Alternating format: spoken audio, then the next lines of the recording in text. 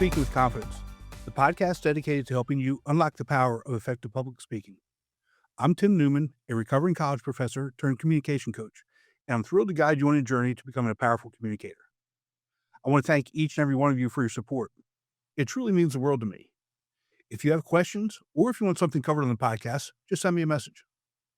Please visit timnewmanspeaks.com to get your free ebook, Top 21 Challenges for Public Speakers and How to Overcome Them. Today's guest is Annie Korzen. Annie was the recurring character Doris Klumpus on Seinfeld, and she has recently become a TikTok sensation in her 80s. She has written humorous essays for the New York Times, LA Times, and many more. She also has performed her solo shows on 3 continents. Annie has had recent press on Access Daily, Inside Edition, the CBS Evening News, and wait for it, Dr. Phil. Annie, welcome to the show. I am so excited to talk to you. This is just a true blessing. Thank you. I'm looking forward to it. So, before we really get into this, how long have you and Benny been married? Benny and I, well, before I answer that, I'll tell you that we met in February and got married in April because he's a Dane, Benny's a Dane, and he needed his green card. Okay. And my friend said, "You can't do this. You're marrying a stranger. He'll get his papers. You'll never see him again." And I said, "No, I think this feels real." And that was 60 years ago, over 60 Wow. years ago. God bless you. That is number one. That's amazing. It really is. And there was one thing in your book that really, really resonated with me because my wife and I have some of these same conversations. When you got rid of his clothes and he went to the thrift store and he bought the hat and the bowling shoes, were they the same things that you dropped off? Yes. I snuck into his closet because he never gets rid of it. My husband is one of those people who never throws anything away. And he walks around in tattered, stained, washed out clothing. And I knew he wouldn't notice it because he just grabs for a pile. So when he was out, I took some things, I donated them to the thrift store. And a week later, he said, "Well, I went clothes shopping." He was so proud of himself. Oh And he had gosh, bought all the stuff, all the same crap that I had thrown out. that's funny. It's hilarious. But it my wife and I have some of those same conversations. But let's really get into this. You're a TikTok influencer. How did that happen, and how much time and work goes into doing what you do? Well, how it happened was quite accidental. I thought I'm a storyteller and I do solo shows and I do, appearances of telling stories. And I was talking to a young friend. I'm 86, she's 30. And I said, "I wish I could find a larger audience for my thoughts. Maybe I should put some little clips on Instagram, however that works. I don't know how to use Instagram." And she said, "Oh no, Instagram is so toxic. It's so last century. You have to be on TikTok." And I said, "You're crazy. Who wants to see me on TikTok?" And by the way, I know we will talk about my book, but I have to say, one of the themes of my book is you should always answer within reason. You should always answer, "Yeah, why not?" when somebody offers you something that you're not sure about. So I thought this was a stupid idea, but I thought, what could it hurt? I said, "Yeah, why not?" And she said, "Trust me, you will go viral." And shortly after we started, I did. And we started a week before lockdown. A week before the Wow, pandemic is when we started. that's And the rest amazing. is still a total surprise to me. I'm not sure I understand it. I mean, I'm not complaining. I love the attention, but I found a whole new audience. As a matter of fact, when I go out in the street, most of the people who stop me on the street are young kids. They're their Yeah, 20s or even younger. even That younger guys. amazes me. I saw a couple videos with some girls that were 17, Yeah. 18 years old. Yeah. Yeah, yeah. And I say to them, not that I'm looking for, what do they call it? Humble, modest, humble. What's the phrase when you're kind of pretending to be humble, but you're really fishing Oh, for compliments? There's a yeah. phrase for that. It's a slang Yeah, I don't know expression. what it is. I Yeah. forget. But I often say to them, why? What is it about me that reaches you? And the word they often use is authentic. Now, I'm not sure what that means because everyone's authentic. Everyone is themselves. I think maybe in my case, it means that they know I'm always honest, that Right. I'm sharing honest opinions, even sometimes opinions that don't make me look so great. I Right. mean, I open up to my own faults. I hope that I'm not, but maybe kids don't feel that they're surrounded by a lot of honesty these days. Do you think that's possible? Oh, I think that's that you it's 100% accurate. I mean, because, You if do? especially if you look at social media, I mean, people are posting pictures that are supposed to be perfect of them, and nobody is perfect. Nobody wakes up and looks as perfect as they do all the time. No, of course not. Of course not. And also, I feel a lot of it, they're there to sell stuff. They're there to make money. Yeah. It's really depressing to me. Sometimes you can ask a little kid nowadays, "What do you want to be when you grow up?" And they'll say, "An influencer." Yeah. They Yes. actually think of that. It's not a profession. I don't. This is not my profession. I'm a writer, an actor, a humorist. Those are my professions. Right. And the social media thing is just something I do as part of that bigger picture. But a lot of these kids, they get on and they're there to sell stuff, and they succeed. Some of them make millions Yeah. of dollars. I'm not in that category, but, they're there as shills. They're there as salespeople selling a lot of unnecessary makeup, unnecessary crap to Yeah. people who don't have the money and who don't need it. Right. Exactly. So so what's the workload? I mean, how long does it take you to do these videos? And I know you have somebody that posts them and all that stuff, but what's the workload like? Well, it's less than when I started. For many years, I posted twice a day, and that was coming up with a lot of stuff. Uh, Now I just post once a day, and sometimes I skip a day in the week, so it's less stressful. But I do. It is a job. It is work. I think about it. I think about what I want to say. I think about things that I dare not say because I don't want to invite any conflict or controversy or haters, but they're still out there. The haters will always find Right? they'll always find a They always reason to find you. hate, you Right? know.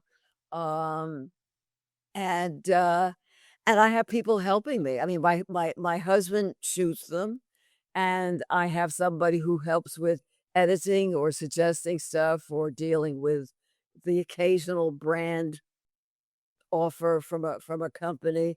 So it is a job. Yeah. Yeah, and that again, I don't think people realize that it's not as simple as you wake up and say, I think I'm gonna do this today," and you film it, you edit, you put it up, and it just No, I happens. keep lists of topics. I write down when I and the terrible thing with me, Tim, I get my best ideas either when I'm in the shower or when I'm taking a walk, and always when I have no access to my phone.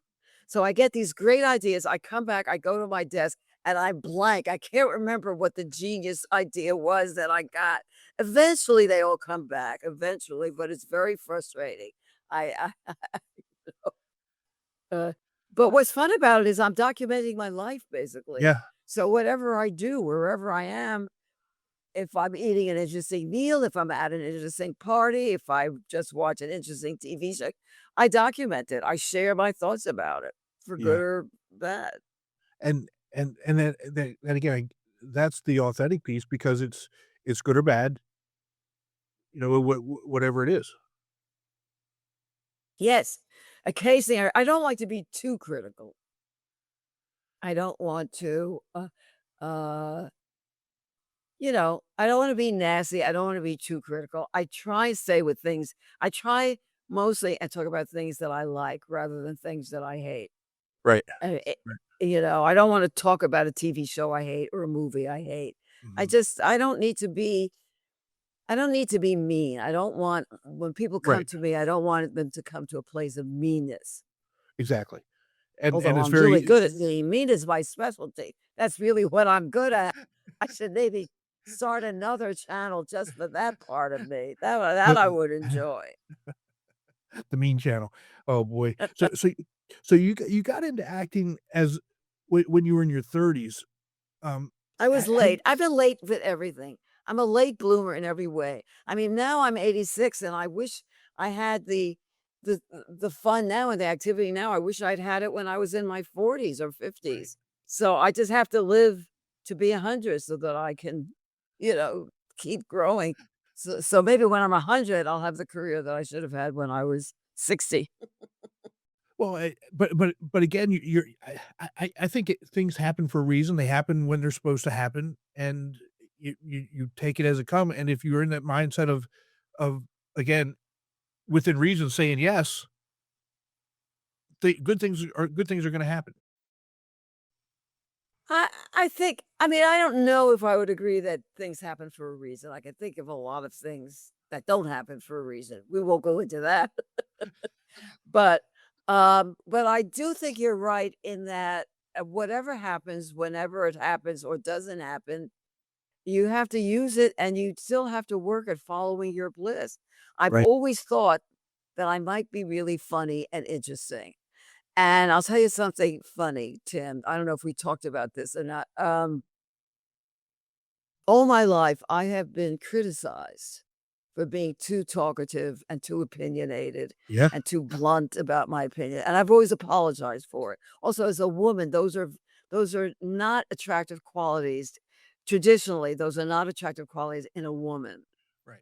And I've always felt bad, like, "Oh, why do I have such a big mouth? Why can't I control myself? Why can't I be more feminine? Blah, blah, blah." Now, with this new young audience, I am being celebrated for the very qualities that I Yes. was always criticized for, that I always apologized for. And it's another theme of my book, which is I tell people, now that I've learned this, I'm old enough to have learned this, do not be imprisoned by other people's negative opinions of you. And we all do that. Yes, 'Cause we're we do. told, "You're too this, you're too that," and you apologize, "Oh, I'm sorry. Oh, I'm sorry." And we have to learn to say, "Oh, really? You think I talk a lot? You're quite right. And maybe you should listen to what I have to say. You might How get about that? something out of it." Exactly. Instead of apologizing. Yeah. Yeah, and, the way I approach it is, well, thanks for your input, but I don't live my life based on what you think of me, that's Well, I wish I that's had that confidence at your young age. I wish I had had that confidence. but I do try and teach that to my kids and the younger audience that I'm working with because, like you said, if we spend all of our lives worried about what other people think about us and say about us, we'll Yeah. never get out of that rat race, and we'll never truly become who we are supposed to Who we become. are meant to be. I Right. totally agree, but it's hard when you're young. When you wanna be popular, you wanna be liked, you wanna please, and it's even harder for women.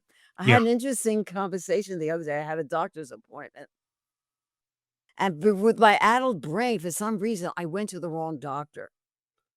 Their names are similar, uh, and, uh, um, and I went to the wrong place, so, fortunately, the other office wasn't that far away, so I ran over, and I got in, and I said to this, "Oh, I'm so sorry, I'm late," and she put up her hand, and she said, "Annie, I'm in this office all day long, and the only people who say I'm sorry are women.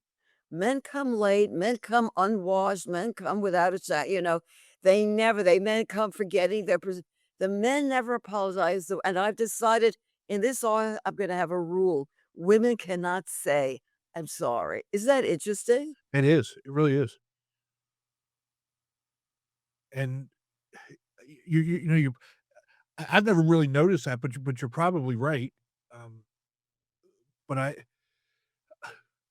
I also think that it's at least for me, if I know that I'm in the wrong, so if I know that I'm late, the first thing I say is, "I'm sorry. Excuse me, it's my fault. If you can fit me in, great. If not, I It understand." seems But to be the polite thing to to do, do, right? right, right. Um, and you move and again, most of the time that happens, or when it does happen, it's no worries, just come on through and let's get you taken care of. But again, Right. there's that whole idea of of being polite as opposed to being entitled. Yes, right. Right, exactly. Well, I think that again to the gender thing, I think women feel that men are entitled and that Yeah. women are not, that we still have to fight for privileges that men assume they have.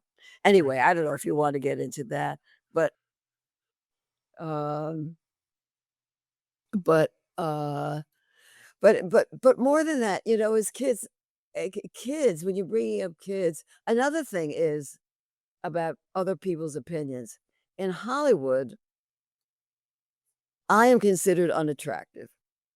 If a casting call went out today for an attractive older woman, I would never be seen. They would say, "You're a character actress," which is really a euphemism. I'm too ethnic looking, I'm too Jewish Right. looking. That's not Right. considered attractive in Hollywood. And so again, I internalized that, and all my life I have thought, "Well, I'm not very pretty. I'm not Right. very good looking." You know?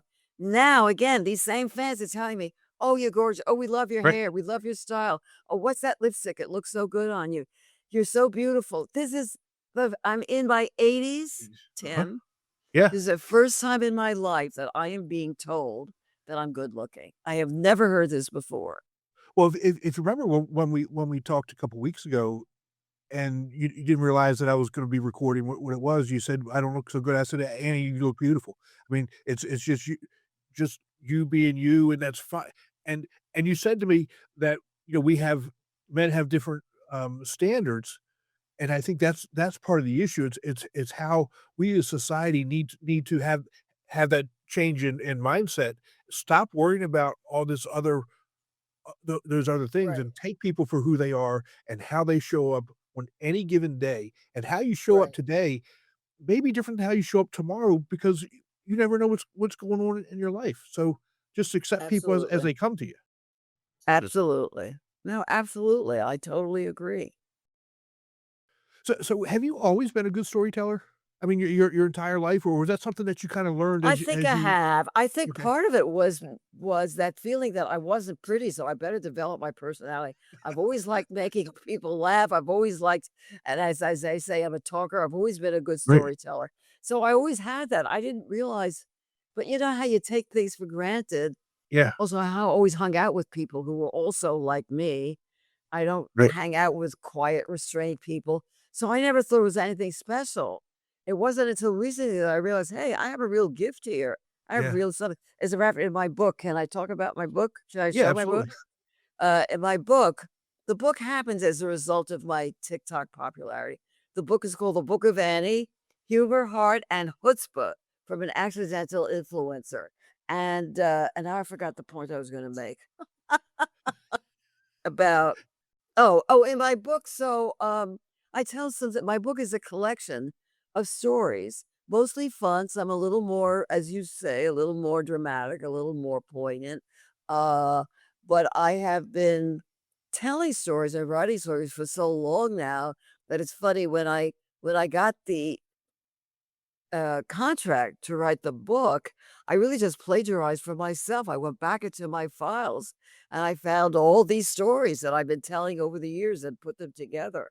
I had the material there, which is Yeah. one of the nicer things about growing older. You have a body of work behind you. Right.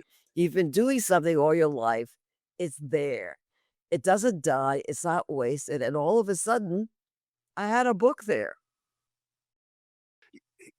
And, you're the second person in the last couple weeks who has said that's how their book came about. I interviewed somebody a few weeks ago, who took episodes from his podcast and wrote the book. And there's that ton of that information that's out there as content creators that we have, and doing what you did is it's it's not that it's easy, but it's something that people don't necessarily think about all the time. They think they've got to start from scratch and start writing a book from scratch, but, you can Oh, go not back on all of necessarily. You're your not always yeah, starting with a blank page because right. you've got material in your background, Yeah, right? Even yeah, if you kept a diary or a journal or something, there's material there. exactly. And so you Yes, ble me. bless you. You Thank you. you also recently taught a college class on storytelling. What was that like for you? Yeah, that was interesting. It's funny that you bring that up because they just called and asked me back, which I'm very Good. pleased about. It was much different. I teach writing. And I taught it for a while, and I teach what I do, the personal essay, creating and performing the personal essay. So that's like, between 5 and 1,500 words, right? It's a short, Okay. personal, humorous story. And but I've always taught it to older people and people who've done some writing.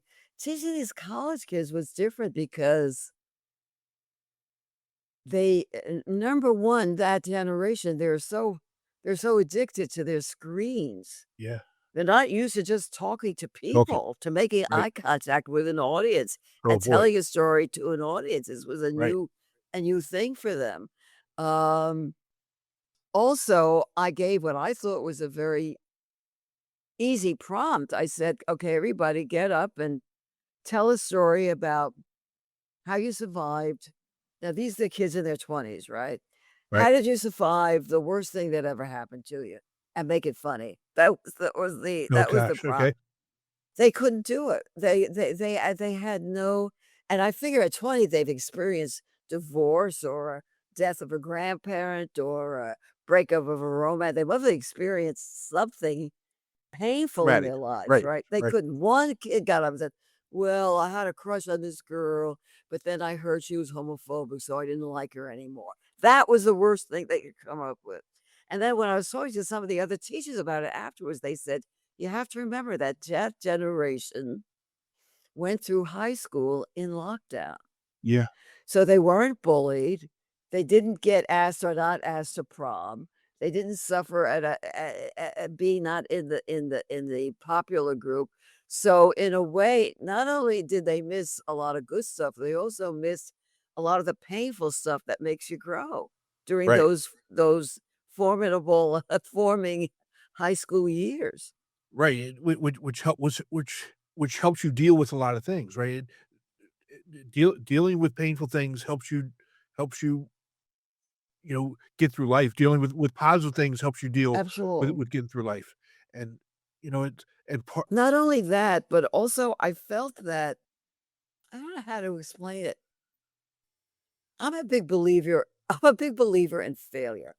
Yeah. I think you have to fail at stuff, and I have a lot of Mhm. stories in my book about that, how about my various I've failed enough to fill several books, but I think there's something about this generation that they haven't been allowed to fail.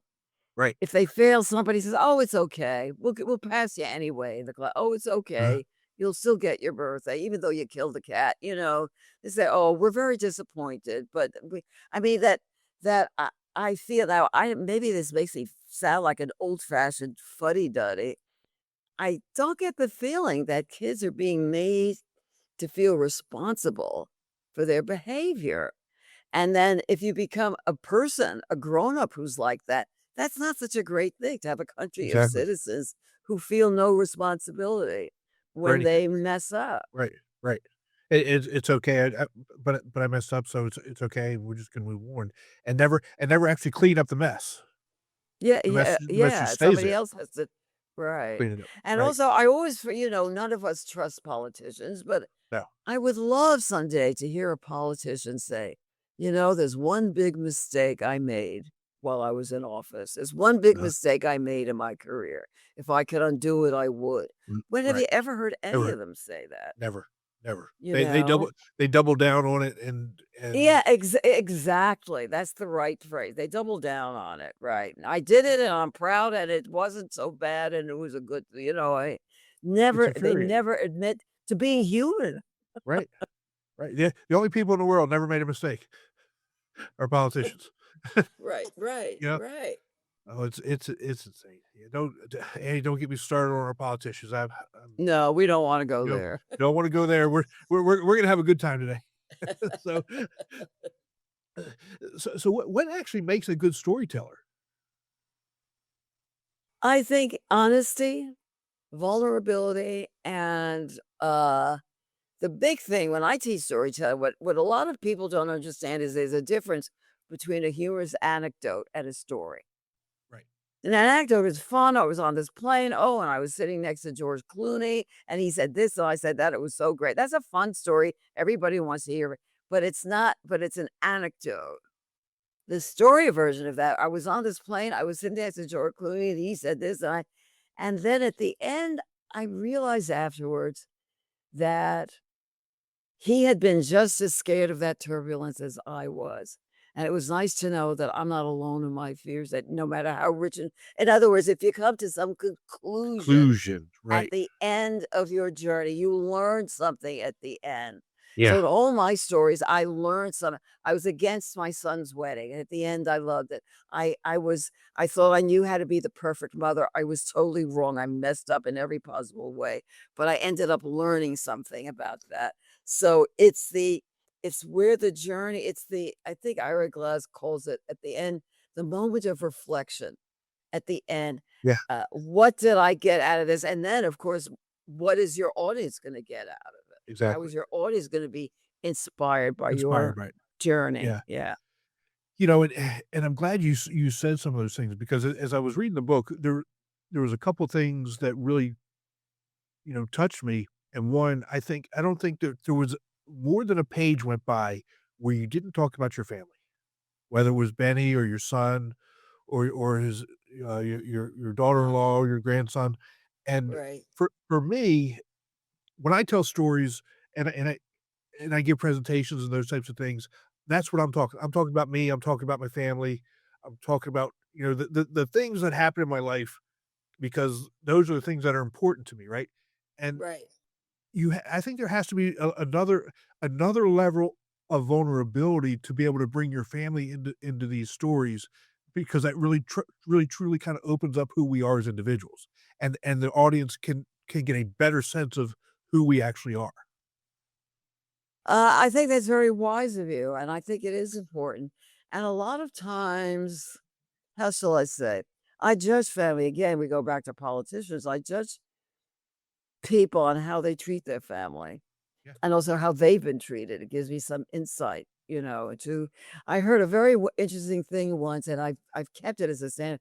I heard an interview with Ron Reagan, Okay. this one of the The children sons. of President Right. Reagan. Right. I happen to know the daughter. I know her so well that I can't remember her name, but she's also a writer and a storyteller, and we've sometimes been on the same story. But Ron Reagan said, the thing about my family was in most families, the family life is focused on the children Right. to keep them safe, to keep them happy, to keep them doing. In my family, everything was focused on my father to keep him comfortable, to keep him, able to function, to keep him. And so when I thought about that, I started looking around at other families that I know, and I could see in some families it's about the father. Huh. Daddy's home, daddy makes the money, daddy's gotta be kept calm, don't do Interesting. that, daddy wouldn't like that, and I know quite a few, uh, as a matter of fact, more so, I would have to say, in wealthy families.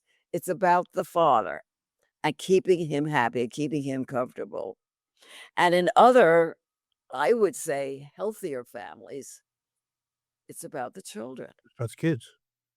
And Well, and it and it's it's interesting. interesting to sort of study various families that Uh-huh. way. It gives you an insight into how people are brought up.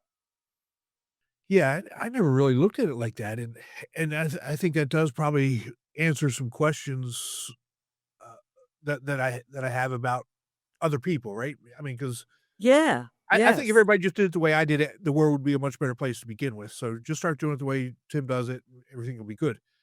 But And the funny thing is the some of the kids I know, now they're not kids anymore, but some of the people I know who were brought up in those kinds of families where everything was about the father's career, the father, da, da, da, da. They actually went the other way as parents and became very devoted parents yeah, because they didn't want to repeat. They right, didn't want their kids to grow up the way they did. right. So sometimes that happens, and of course, sometimes, as we all know, that abusive parents end up the kids end up being abusive parents. That Abusive, right, happens as well. right. So it can go either way, Yeah, right? yeah. But I Y agree with you that family is important. Family is important. and a lot of times, at least for me, I I use self-deprecating humor and everything's a joke, and I try and make everything funny because that's just the way I am. But, you have a couple of stories in your book about some really hard things, and I like the way that they came across. Like your story about Miko, I was shocked. I mean, just reading that story about Miko Wait a minute, a story about what? I didn't hear what you ab said. about Miko, your nanny, your story about Miko and how Oh! yeah, Well, that's uh, funny. Nobody ever mentions that story. I like it, but it's odd that that spoke to you. Okay. well, because I'm the p and it's there's a train of thought there too because your next story was when you were at the story house and that I'm not even that I don't even know what to call him, started making a joke about Anne Frank. Right, I right, mean right, right, right. how much of a low life It's do you have to about be to do speaking that? up. When do you Yeah. speak up? When do you speak When do up? you stand up and speak up? And the thing And about Miko, who was my Swedish au pair, and she lived with us in New York, and she never met anyone like me, and she was embarrassed by me that I constantly yeah, that I criticized and, if I saw somebody on the street hitting his kid, I would go up and say, "Don't hit you're not allowed to do that," and whatever, and then she went back to Sweden and ended up being one of Sweden's most notorious whistleblowers. And she said she learned it from me. That was very sad, but it's funny, no one ever mentioned that story. I'm so glad that it meant something to you. but I think it's so important, it's something that we're missing in society today because we just let things go. We see things that are not right, and instead Right. of standing up and saying, "You know what? This isn't right. I don't care who it is, Right. s be better, do better. We don't treat people this way. We don't we're not gonna do that." And if until at least it's in my opinion, because we're your story about Anne Frank, we're my wife is kinda dealing with something along those lines right now. Um, Really? yes, hard to believe, but yes. And, um, so we're kinda going through that right now and dealing with it and figuring out how we're gonna move forward with it, but the part of the problem is if as a society, we just continue to say, "Okay, we're not gonna step up, stand up, and stop it," we're gonna start repeating some of the same things, tragedies that have happened over and over and over again, and I know, I know. It's too depressing. It's too depressing. But, uh, let me talk some more. Oh, I wanna say something about what we were saying before about haters and yeah, trolls. yeah, Um I've been very careful. I've tried deliberately not to provoke those kinds of, but you can't avoid it. right. If you're in the public eye, if you're out there, somebody's gonna find as a matter of fact, some of them are actually funny. Some of them are so stupid. I had one where I did I did a TikTok was what actually it got millions. It was one of my most heavily trafficked TikToks. It was something very simple. I'm just having a margarita and some guac and chips. And I say this in a sitting outside the cafe. And I say, is there anything better than ending the day like this? So very innocent, right? Just sharing a moment of pleasure and comfort. Do you know that somebody wrote, "Oh, typical white woman and her cultural appropriation." In other words, I shouldn't be eating No guac that no maybe guac for only you. Mexicans should drink margaritas. So I wrote back and I said, "Well, I guess that only Jews should eat bagels and only French people should eat croissants and all." I mean, can you imagine how stupid that I was accused of being politically incorrect because I was celebrating with a margarita and some guac. Oh my I mean, gosh. that gets It's really, but then some of them have been nastier. And and so I did a TikTok about my feeling about haters, about trolls. right. And I thought, what does it mean to be sitting, I'm assuming alone? You're sitting alone and you're spewing malicious insults to a total stranger who has Yep. never done you any harm. What does that mean about you? What does that say about you? And I said, when you do that, you are announcing to the world that you have not received enough love in your life. It's Yeah, as simple as that. exactly, People who feel love, people who have gotten love, do not need to practice anonymous hatred the way those trolls do, right? exactly, exactly. And that gets back to the whole point of why do we put any value in any of those types of comments of people? We don't they don't even know us. I mean, those comments to me aren't even valid. Yes, you can have those thoughts, and if you want to say them, great, that's awesome, but they're not valid to me. Why am I even No, going to entertain it? no, they're not. I mean, I don't like to see it. I want, of course, I have this Yeah, fantasy that everyone in the world is gonna love me at all times, which is not I don't think I can I doubt that I can achieve that. I already know that I can't. But it is a strange phenomenon to me, yeah, people who do that. yeah. How about the when you're doing your storytelling, uh, talk about the research and the preparation that actually goes into that, because I also think that's something that's actually missed from the younger professionals' perspective when they, when they're in a meeting and they've got to do a presentation or they're telling a story, whatever. There's a lack of preparation and research. Can you talk about that a little bit? Well, it's funny that you should say that because I think the lack of preparation for most people when they want to impress somebody and they're going into a meeting, let's say, or a job interview Yeah, or something of that nature, they make the mistake of thinking that they should take up the whole time talking about themselves and their qualifications and their accomplishments. It's just the opposite. You should do your preparation by researching the other the person. person is going to interview. My first piece that I sold to the New York Times, I seem to recall I researched that editor. I found a piece he wrote that really resonated with me. And when I sent in my piece, I said, by the way, I was very impressed with your article about so and so I've experienced. In other words, I talked about his work. Right. Okay.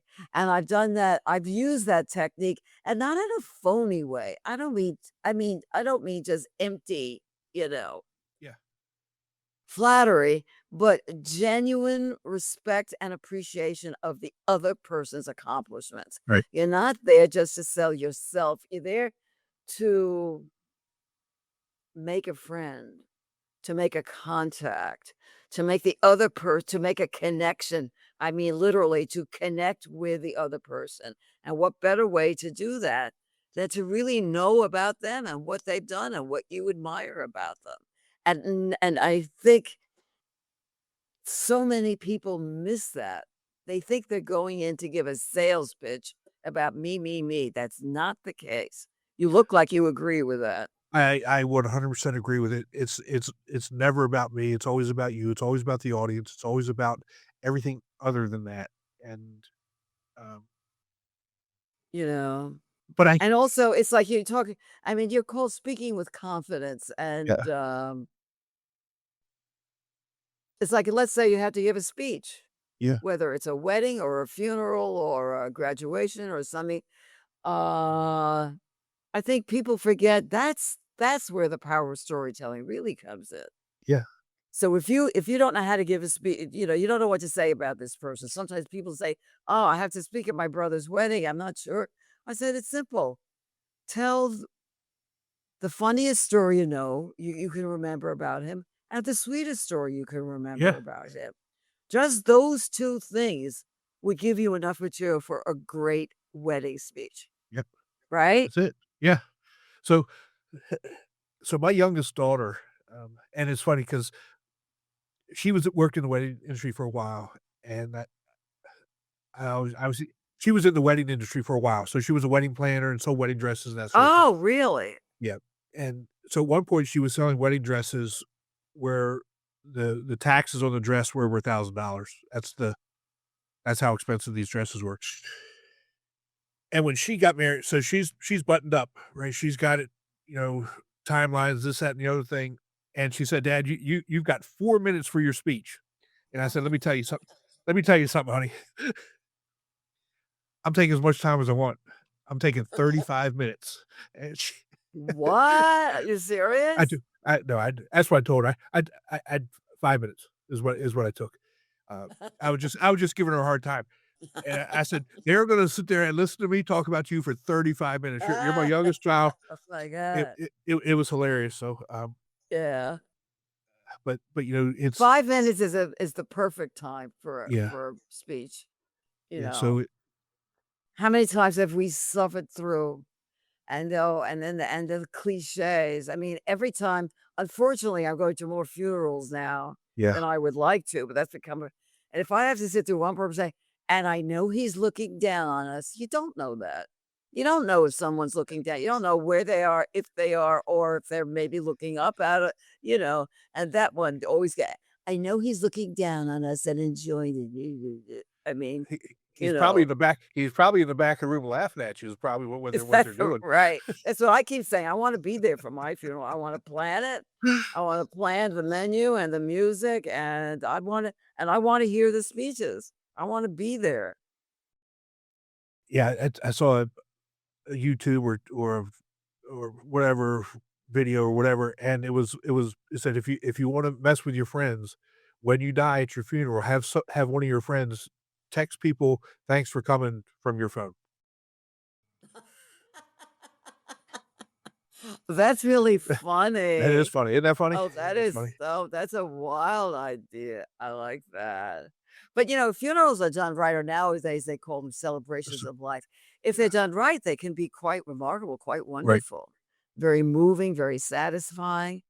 I mean, anything, it's another thing I talk about in the book. I'm not a big believer in the rules and traditions. I think we have to find our own way.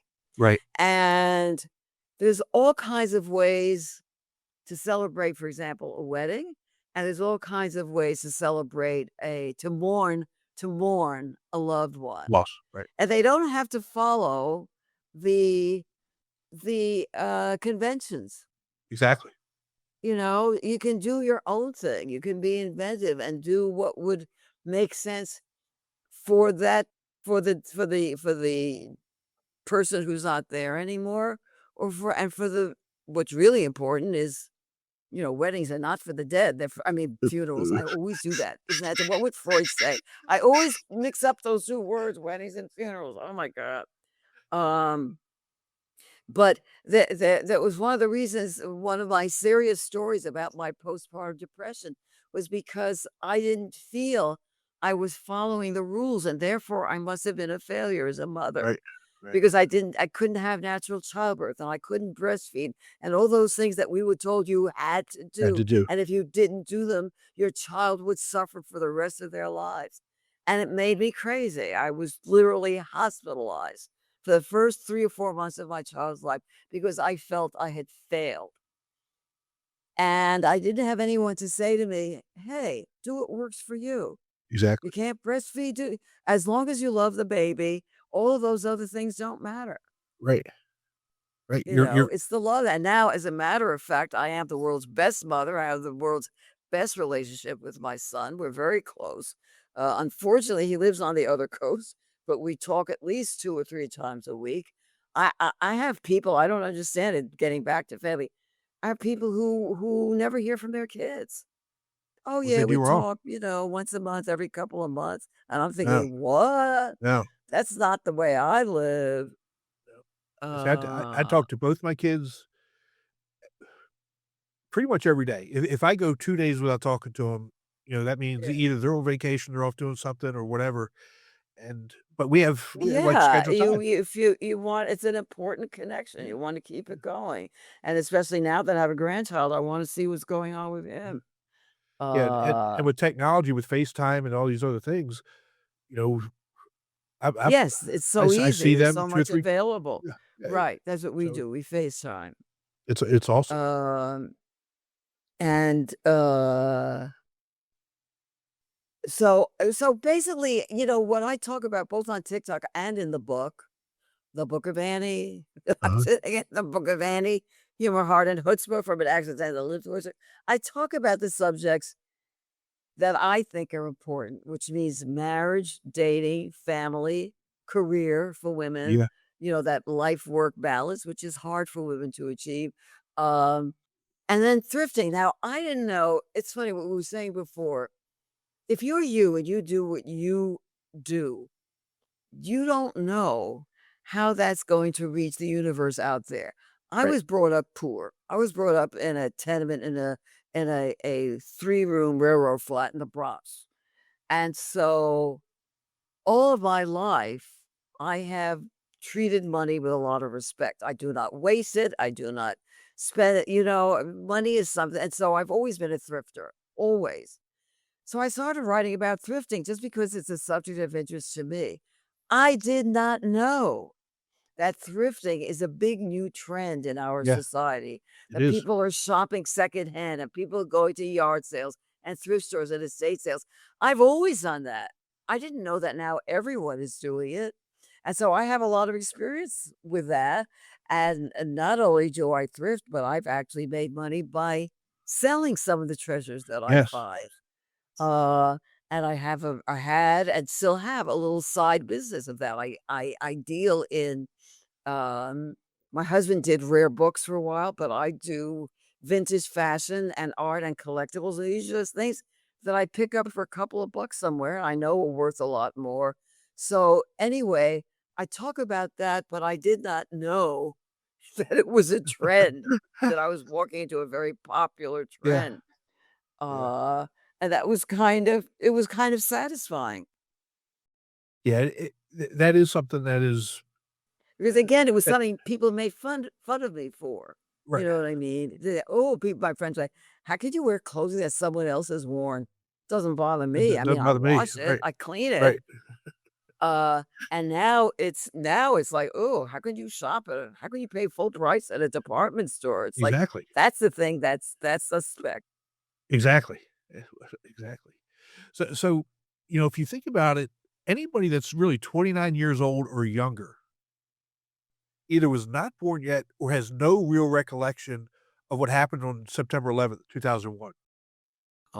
You Oh, you were in the city when it happened. yes, I Can, was. can you tell us something that what did you take away from that experience that we as a society may have forgotten? Well, you have to understand I'm a passionate New Yorker. I don't live there anymore. I live in Right. LA. I have a nice life here, but I'm not passionate about LA. New York is special to me. It always has been. And being there and one of the things I love about New York is how people connect with each other all the time. People think New York is being a cold and unfriendly place. It's quite the opposite. In New York, you could talk to someone on the bus, you could talk to someone sitting next to you at a restaurant. People talk to each other. When 9/11 happened, you had this feeling that it was one big community and everybody was out to help. The line, when it first happened, we didn't know at this point that there was no one to give blood to, but the line to donate blood at the local hospital was like 5 blocks long.